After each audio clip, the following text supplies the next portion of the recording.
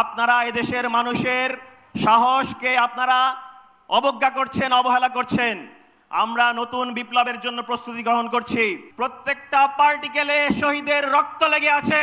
আপনারা শহীদের রক্তের সাথে বেইমানি করার দুঃসাহস করবেন না। আমার সামনে উপবিষ্ট আছেন এই নতুন বাংলাদেশ গড়ার কারিগরেরা। আমার সামনে উপবিষ্ট আছেন জুলাইয়ে বুকের তাজা রক্ত ঢেলে যে সকল ভাই ও বোন শহীদ হয়েছেন তাদের পরিবারবর্গ। জুলাইয়ে এই বাংলাদেশ যে নতুন বাংলাদেশের স্বপ্ন, সে স্বপ্ন যারা বিনির্মাণ করেছিলেন তাদের সামনে দাঁড়িয়ে আমি কথা বলছি। আমি এক নগণ্য মানুষ। আমরা সবাই জানি আমরা জুলাইয়ে এমন একটা বাংলাদেশের স্বপ্ন দেখেছিলাম যে বাংলাদেশে শুধুমাত্র ক্ষমতার বদল হবে না, বরং এই ক্ষমতার যেই স্বৈরাচার বানানোর যে পদ্ধতি, যে সিস্টেম, যে আমলাতন্ত্র, যে একচ্ছত্র স্বৈরাচারতন্ত্র, এটি বদল হবে। কিন্তু দুঃখের সাথে আমরা দেখছি যারা 5 আগস্ট কান্না করে বলেছে এই মাসুম বাচ্চারা তারা আমাদেরকে নতুন স্বাধীনতা দিয়েছে, তারা আজ বাংলাদেশের মানুষের সাথে বেইমানি করছে, তারা আজ মুনাফিকি করছে। তারা নানা ছলা কলে নানান রকম যুক্তি দেখিয়ে জুলাই সনদকে তারা তালবাহানা করছে, তারা গণভোটকে অস্বীকার করছে। আমরা স্পষ্ট ভাষায় বলে দিতে চাই, আপনারা আপনাদের যেই ক্ষমতার মসনদের যেই কাঠ, যেই ফোম, আপনাদের যে গাড়ি, প্রত্যেকটা পার্টিকেলে শহীদের রক্ত লেগে আছে।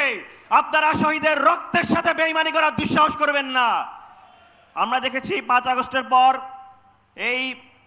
এই সরকারের দল এই নির্বাচনের পর সারা দেশে আওয়ামী লীগ অফিসগুলোকে মহারম্ভে উদ্বোধন করে দিয়েছে। ছাত্র সংগঠনগুলোতে ছাত্রলীগকে পুনর্বাসন করেছে।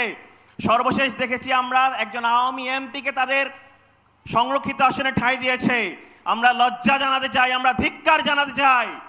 সর্বশেষ দেখেন বিশ্ববিদ্যালয়গুলোতে ছাত্র সংসদ নেতৃবৃন্দের উপর তারা হাত তোলার দুঃসাহস করেছে। আমরা বলতে চাই আপনারা ভুল পথে আগাচ্ছেন। আপনারা এদেশের মানুষের সাহসকে আপনারা অবজ্ঞা করছেন, অবহেলা করছেন। আমরা নতুন বিপ্লবের জন্য প্রস্তুতি গ্রহণ করছি। এখনো সময় আছে আপনারা ভিন দেশের প্রেসক্রিপশনে দেশ চালানো বন্ধ করুন। এখনো সময় আছে আপনারা এদেশের মানুষের জনরায়কে মেনে নিন। নতুবা এদেশের ছাত্র সমাজ, এদেশের ছাত্র জনতা যে সাহস সদ্য 2024-এ পুঁজি করেছিল, সেই পুঁজি এখনো করে রয়েছে। আপনাদেরকে তো আগের দল তো পালানোর সুযোগ পেয়েছে, এবারের আপনারা পালানোর সুযোগও পাবেন না। অতি অহংকারী হবেন না, দাম্ভিক হবেন না। বাংলাদেশের মানুষের জনরায়কে শ্রদ্ধা করুন, জুলাইকে শ্রদ্ধা করুন, আপনারা দেশে থাকতে পারবেন। নতুবা বাংলাদেশের মানুষ আপনাদের কি পরিণতি করবে সেটি আপনারা ঘুণাক্ষরও কল্পনা করতে পারবেন না। অবিলম্বে জুলাই সনদ বাস্তবায়ন করতে হবে এবং এই জুলাই সনদ বাস্তবায়ন আন্দোলনে আপনারা যারা জুলাইয়ের শহীদ পরিবার রয়েছেন, জুলাই যোদ্ধা রয়েছেন, বাংলাদেশ জামাত ইসলামী এবং বাংলাদেশ ইসলামী ছাত্র শিবির শুরু থেকে যেভাবে আপনাদের সাথে ছিল, এই আজাদির আন্দোলনে আরেকবার যদি দাঁড়াতে হয় আমরা আমাদের বুক পেতে দেব ইনশাআল্লাহ। অবিলম্বে জুলাই সনদ বাস্তবায়ন এবং গণভোট বাস্তবায়নের দাবি জানিয়ে আমি আমার কথা শেষ করছি।